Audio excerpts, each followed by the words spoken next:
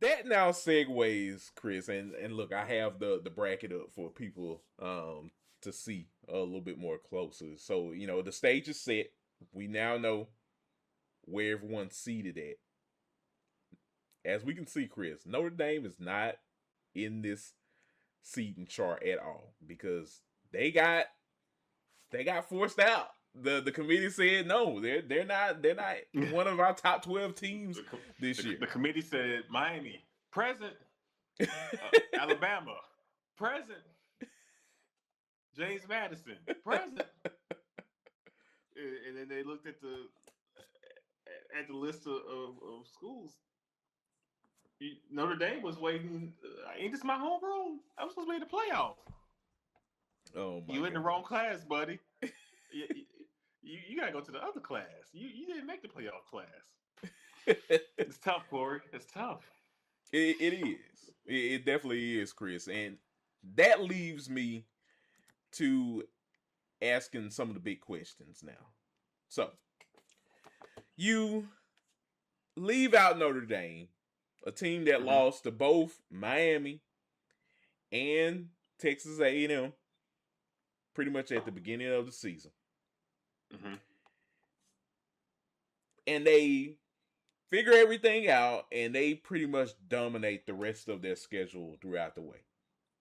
They look like the Notre Dame team that we had hoped to see throughout the whole season. Okay.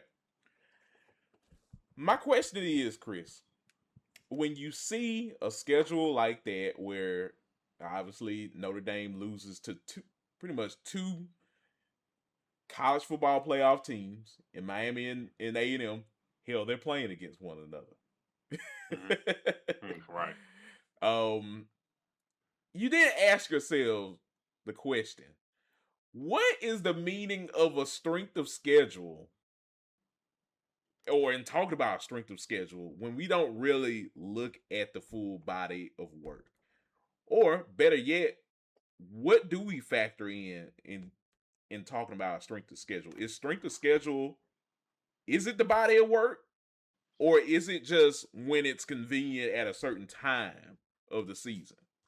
Because I'm led to believe now, Chris, like a strength of schedule, like we're putting air quotes on that. Like I don't even think we're looking at the beginning, middle, and the end of a team's schedule correctly. Because when you look at Alabama, and let me pull up Alabama's schedule. I have it right here. You start the season off, Chris. We all know about it. We talked about it. You lose to Florida State, 31-17. You get housed in Tallahassee. Point blank, period. At that point, you then go on this run up to the Oklahoma game.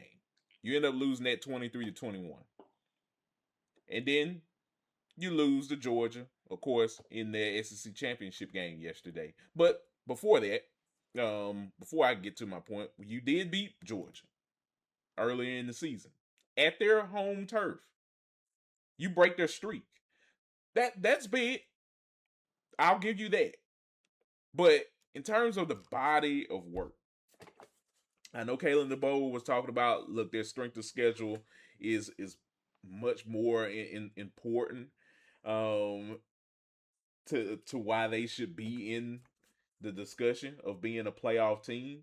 And look, it just to show you that, hey, at the end of the day, they based Alabama staying in there by beating Georgia and losing to Georgia in the SEC championship game. They say, hey, you beat the team that beat you. You still made it into the SEC championship game, but you lost to them. That's still enough to put you in. Okay. But man, I guess that one win against Georgia definitely trumps everything that had happened prior or even after that, Chris, in losing to Florida State, which is literally a worse loss than anything that Notre Dame had did. So why are we really penalizing Notre Dame? That is my question. Because you're not in the conference. That's it. It's that simple. They're not in the conference. you pick and choose who you playing. Yes, you played elite competition with A&M and Miami. You lost both of those games. Your premier win is what, USC, Yeah, Pittsburgh. and Pittsburgh. Mm-hmm. And A team. that win that win doesn't look as good when Miami beats them too and Yeah. makes them have a, you know, that they don't if they would have beat Miami, then it's different. But Mm-hmm. um but yeah, the committee was not, you're not leaving out the SEC runner up. Alabama beat Georgia on the road in the regular season. They played an SEC schedule. That team's not getting left out. Um, Notre Dame needs to join a conference. Point blank. Period. If you don't want this to happen to you, join a conference and it won't happen to you. Although Notre Dame does have something in writing now going forward that they're a top 12 team, they won't be left out. But as it goes for this season, the reason you were left out is because you're not in the league. You're not in a conference. You're an independent. And so it's that's what it is. Join a conference. You're in a conference in basketball. You're in the ACC in basketball. You telling me you couldn't have won the ACC this year in football? Well, we saw how lopsided and how crazy the league was this year. I'm pretty sure if you feel like if you are a college football playoff team that you think you are, Notre Dame, you could have won the league this year. You know, you could have made it to the ACC championship game. So join the league, join the conference, just join the ACC, and all this goes away. Join the ACC, make, I don't know. Yeah, at that point, we're probably gonna lose a whole bunch of rivalry games because I think Notre Dame's gonna be a bunch of scared cats to keep my language, good for the YouTube airwaves, um, and will bow out of like they have been. They don't play Michigan anymore, but I'm sure they won't be playing the USC's and other teams. You'll probably see them play lesser opponents in the non-conference slate since they would have conceded and joined the conference. But that's why you didn't. You weren't in the conference, and the committee is not going to leave out the second best team according to the two teams that made the conference championship game in the top premier conference of college football, the SEC. So, if anything, James Madison was the one that really is the head scratcher um, as to James Madison getting the nod over Notre Dame to me. But I had no problems with it. I just thought it should have been ranked this way from the get go. And the fact that you pull this move at the very end is what makes it very suspicious and crazy. Yeah, yeah, no, I get that way, Chris.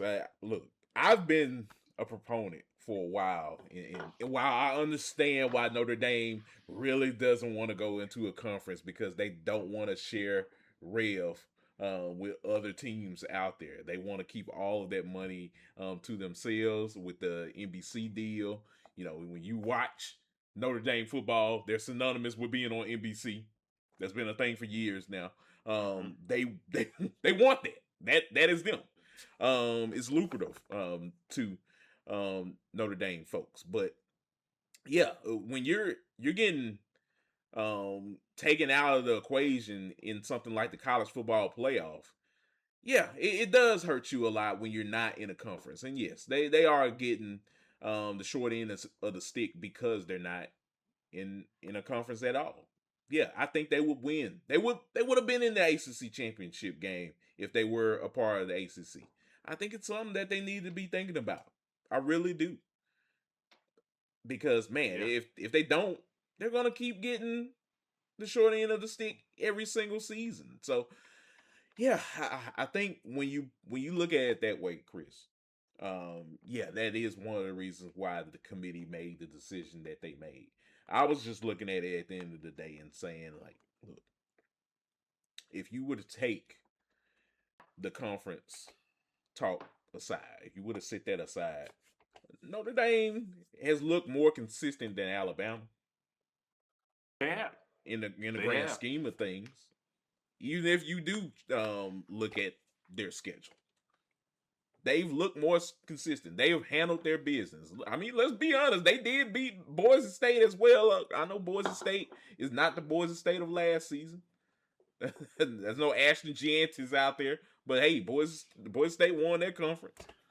You know, and, hey, there should be some credit given to Notre Dame after losing 2 straight games against 2 formidable foes that are now going to go head to head against each other in the college football playoff. That being Miami and Texas A&M. You gotta give them some credit, but I understand why they probably thought about that and they put that into the equation by leaving them out. One other thing to note, and that's what kind of like makes me get a little bit more angrier in Alabama being in here, Chris. Texas is another 3-loss team in the SEC. Like, why are they getting the short end of the stick as well? I guess you're looking at that and saying like, hey, well, they didn't go to the SEC championship, but they beat Oklahoma and they beat Texas A&M. Yeah, you're not penalizing Alabama for losing. Granted, it wasn't pretty, but you're not going to penalize a team for losing in a bonus game, a conference championship game. Because if we do that, Kory, ain't nobody going to be playing in conference championship games anymore. So that's the thing. You can't do that. You cannot penalize Bama for losing in that game. If you want the SEC championship game to matter, the Big Ten championship game to matter, the Big 12 championship game to matter, you can't penalize teams for losing in their conference championship game. Because when you start doing that, we're going to end up having Arkansas playing Missouri for the SEC championship after the top 4 teams in the league decline the invitation to play in the SEC championship game. Look, hey, at that point, folks, that's when you start getting into the semantics of the whole situation. And look, it's unfortunate, and it is the truth. I'm not gonna lie. It is the inconvenient truth of the matter that teams will start opting out of conference championship games if this happens. It will suck. It will look terrible. But man, I'm of the opinion, Chris, that I think no matter what, I think every conference champion, it doesn't matter if you're Power 4 or G5, it all feels like more and more we need to go to a 16-team playoff. I know that sucks. I know people are saying like why we keep adding teams in, but I'm gonna just keep it a buck.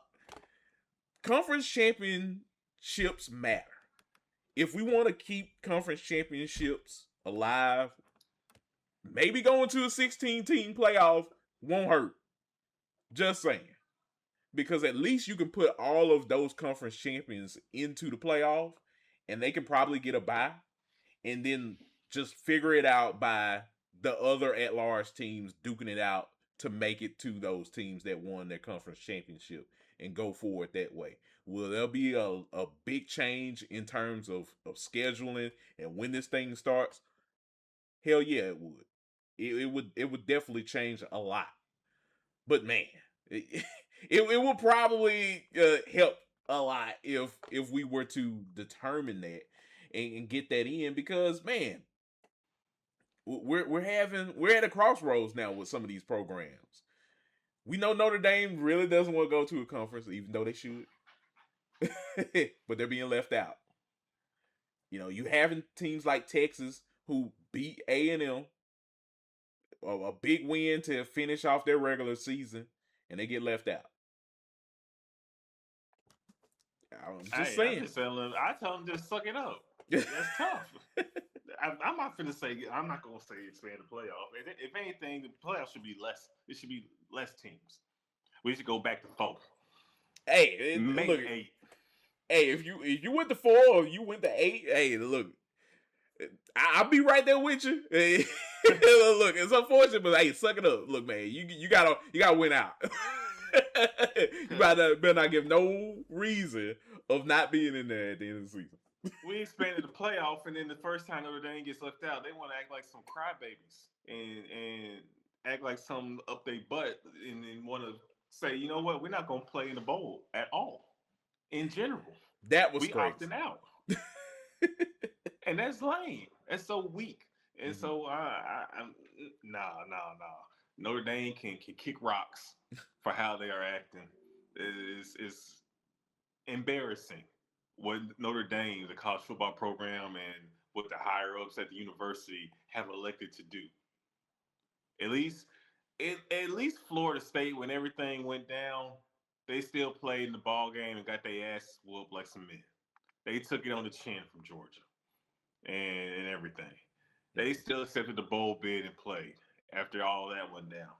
You don't make the playoff because you didn't do enough on the football field to solidify yourself as a top 12 team. You want to go run off and say we're not going to play in a bowl game at all?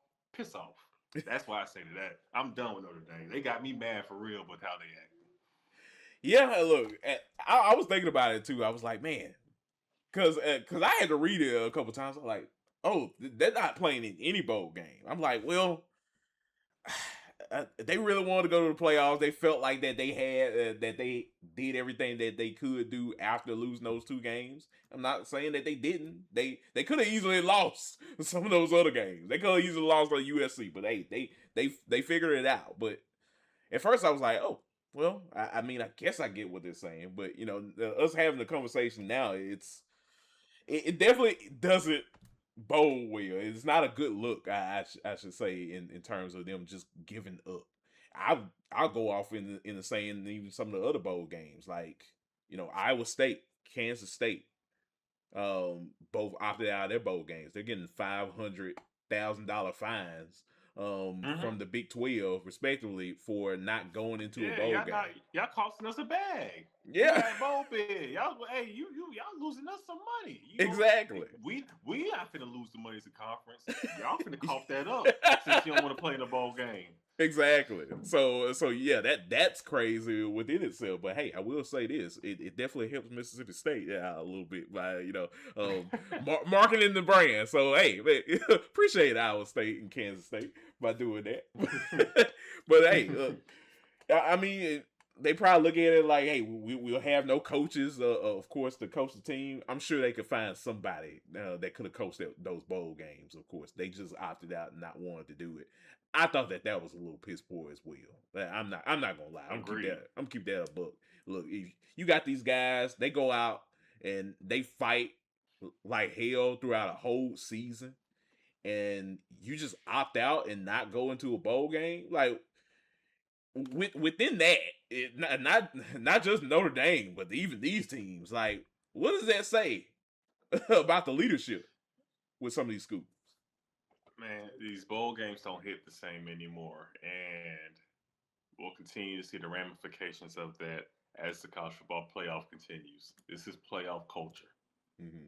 This is the new when there was not a playoff, when it was the BCS system, and a long time ago, kids, before a college football playoff existed, there was a this system called the BCS where the computers mixed in with the coaches and the AP poll would determine who the top teams in the nation were, the rankings, and the top two teams would play in the national championship game of one of the big time bowl games, whether it's the Sugar Bowl, the Orange Bowl, the Rose Bowl, the Fiesta Bowl. You know, um, bowl games mattered. If you got a bid to a New Year's Day bowl, you were excited. Nine You and excited? three, we going to the Cotton Bowl. Hey man, we had a good year. Let's do this. Um, Now going 6-6, 7-5, it doesn't matter that much anymore when everything is centered around being one of the top 12 teams in the playoff. And we see it now with how Notre Dame is acting.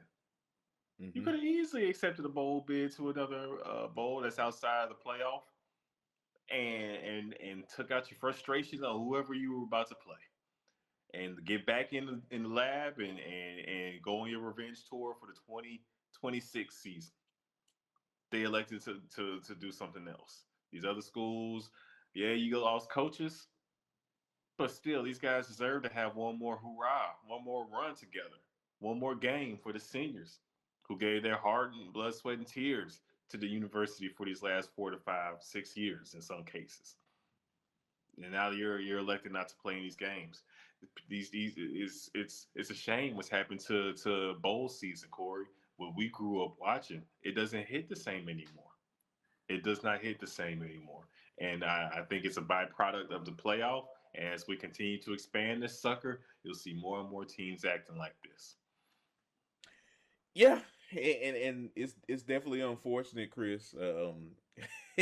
You go in thinking that, and look, there was a lot of people that was going in thinking that putting in actual humans um into the equation to make sure that you had the right 4 to 12 teams in this thing would be beneficial for college football. And yeah, over time, we've seen other things being added into the equation. NIL, transfer portal, that goes hand in hand. But you've seen all of these things being factored into building teams, building excitement each season, and yeah, it has Yeah. diluted the product The product gets substantially. stepped on. The, Yeah. the the committee is out here trying to predict how well a game would look on the field. Hmm. That's the sole reason that Florida State was left out of the playoff a couple years ago because Yeah. they didn't have their quarterback anymore. It didn't matter what they did on the field to deserve that right to be in the playoff. The committee was like, "You're not as good as what you were. We're gonna keep you out." Yeah. So it's tough, man. I mean, everything just how these teams are determined to be playoff teams changes by the year. It does. It does. And yeah, man, it's definitely uncharted territories that we're in now. It's different times that we're in terms of college football and the the whole base or structure of what it once was. It has changed now. And you have different biases being placed into it now, and that brings up a whole different can of worms, and Yeah. money's being thrown left and right like no one's business. And hey, it's different. I say we take you seen the episode of SpongeBob where Patrick was like, "How about we take Bikini Bottom and push it over here?" There. I Yes. I say we just take the BCS system and use it to determine the top 12 and push the teams in the playoff. We should do that. Just combine the two. We'll keep the playoff as it is, but let's use the BCS computers to assist and aid. Because I don't know, man. It's so much bias now. Even even with the committee, they can act like they are unbiased. They know what they are doing, and just as a little tangent, there should only be one playoff poll, Kory. I think you should just let the rankings continue as they are throughout the season, and when the conference championship wraps up, drop your playoff. Doing this weekly playoff poll thing for the ratings and the money is make you like some head asses, committee. It is. And look, it's making them look foolish. It's making the AP poll look foolish. Like the AP poll, man. We should kick that thing to the curb and leave it in Wyoming somewhere. Mm-hmm. you know, Mm-hmm. it, it, it's a nuisance. It's a nuisance. It's not beneficial to the sport. It creates these crazy talking points that earlier in the season we were having, where what's the meaning of this? What's the meaning of putting this team here? And yeah, it's not conducive of what people really see on the field week in and week out. It's just not. If we had something else with some more meat to the bone to it, Yeah, we probably factor that into the equation, but we're not there with the AP poll. We gotta wait all the way till November for the CFP rankings. So yeah, it's a lot, Chris. A lot needs to be done in terms of bringing it back and making sure the sport is taken care of in proper fashion. Yeah. Yeah, it definitely starts with putting the adults to the room and figuring out what can be done and actually listening to the fans as well because it's only so much more that the fans can do in terms of getting through the big wigs on this. We're getting blue to the face talking about this week in and week out, Chris. Yeah, no, it's tough. It feels like a lot of the decision makers are not making decisions with the best interest in college football in mind, and so and then we get left with situations like this. I mean, how often is a 12 seed going to win the national championship, Kory? Let's just keep it a buck. Let's keep, you know what I'm saying? And Yeah, I don't think we'll document this as the playoff continues. I don't think we're going to see many situations where a 12 seed will win a national championship, let alone an 11, a 10, or 9. So we'll see how everything plays out. But you know the how things have been going currently as it's currently constructed doesn't feel like what's best for the game. And as someone as two people who sit here and do a podcast talking about college football, I don't need them messing up my college football, man. I don't need the game being messed up. This is why we're here. exactly. Yeah, that's the reason why we're here, man. Look, you brought in humans and took the computer out to hopefully make the sport better and add some more value to it. And here we are. We're still, having these conversations, Chris. On did we make the right moves? Mm-hmm. It's crazy. It's crazy, man. It is. It is. It is. So So yeah, man. Yeah, that's it's definitely set. Of course, I'll go ahead and we'll definitely just look at some of these games in terms of the excitement because I think we can still look at some of these games being very interesting, of course. But it's all set. You got Alabama and Oklahoma taking on each other, Chris, in the first round. Um, The rematch. yeah, we talk about running it back. We running it back for real. This time Mm-hmm. it's in Mm-hmm. Norman. So so hey. Ooh, we know what happened the last time Alabama was in Norman. Yeah, we did. Just real quick in terms of that SEC championship game, we've talked about it all season, Chris. The way that Alabama goes out week to week and fail to run the football is ridiculous. -3 rushing yards. You got to be kidding me. You're not gonna win any game against anybody, CFP or not. Just getting -3 rushing yards when you ain't get anything. That's bad. That was abysmal yesterday. Yeah, terrible. And shall I say, a sign of things to come. I know we will talk more about the matchup in the future podcast. Mm-hmm. I don't feel really good about Alabama winning this game. I know they are favorites. Hey, man, Mateer's getting some time to get healthier. Who's to say that he hasn't just been playing injured this whole time, Kory? Who's to say? There's a good chance that we see a different John Mateer when these two teams actually meet in the playoff with this time to heal and get healthier. Mm-hmm. So, just putting it out there. Not to say Alabama can't win this game, but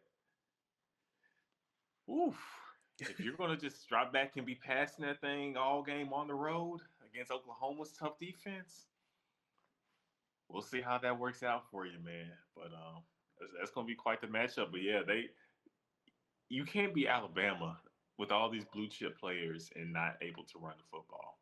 That is a philosophy problem. The Mm-hmm. talent is there. The talent has not dropped off at Alabama yet, but that is a coaching philosophy, game plan problem. And I'm gonna say this now, Kory. I don't know how long Kalen DeBoer is gonna be able to make it as a head coach at Alabama football, where you're unable to run the football. These people went through the last 15, 16 years of Nick Saban punching everybody in the mouth. Alabama football is based on being able to run the football. Going back 60, 70, 80 years, they have always been able to dominate the line of scrimmage and play Alabama football, which is running the football and winning in the process. Even with the high flying receivers, Kory, they still were able to run the football when Nick Saban adapted to how the game is played now.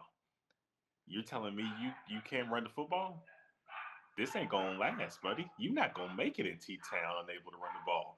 Just saying. Alabama fans, they happy that they made the playoff, but I'll tell you right now, I know a few of them that are not looking forward to how this playoff will shake out. They already got their heads down, tails tucked, ready to lose to Oklahoma.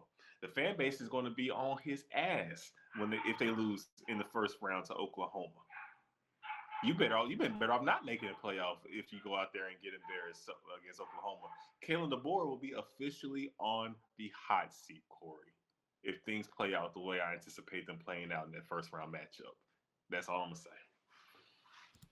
And that's gonna be unfortunate, Chris. It definitely is. Look, I was listening to so many different fans, of course, and just looking at the game myself.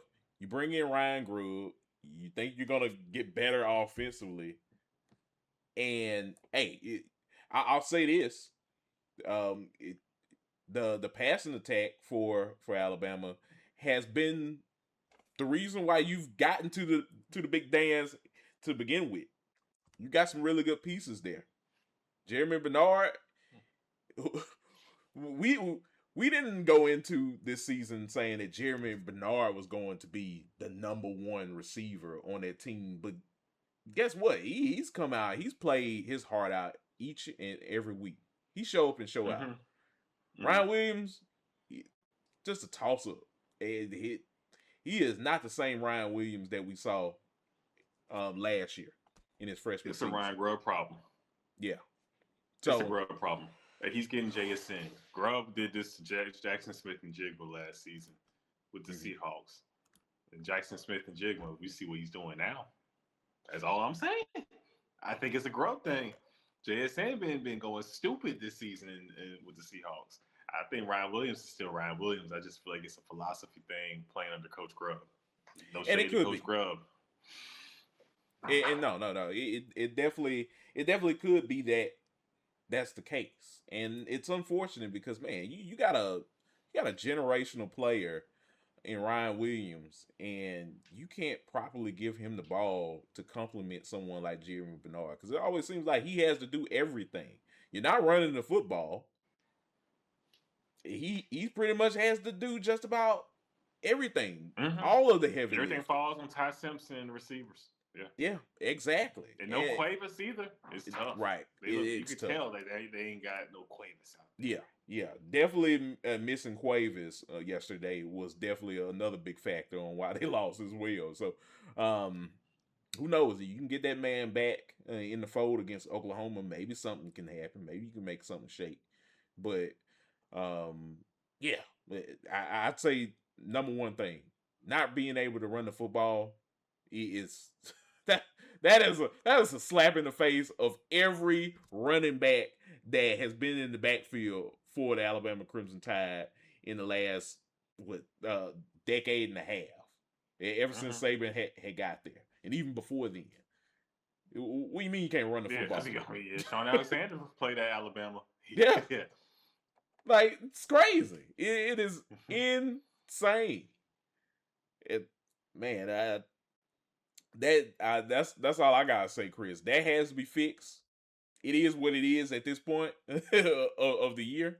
Um, yeah, it's definitely been a disappointment in seeing the Alabama Crimson Tide not being able to run the football effectively. And yeah, I know we're going to be talking about this game as we get closer to it, but yeah, I just had to pinpoint that out because man, you lose the SEC championship and then you still get to go in the playoffs, but you got to play against Oklahoma, a team that clearly had your number in the regular season. They might have your number again, but we'll see what happens. Yeah, yeah, we definitely will. So yeah, man. But yeah, other uh games to note. James Madison taking on Oregon. I think Oregon's going to win Woo! that game. Unless Bob Chesney he wants to make a big statement as he heads out west, Chris. He won't be playing. Well, he will I be love playing me some Oregon. James Madison, but man, that's tough. That's tough. It is gonna be tough. So hey, It's tough. it's gonna be That's four it's gonna tough. be a right. It's gonna be a beatdown. That's all I'm gonna say.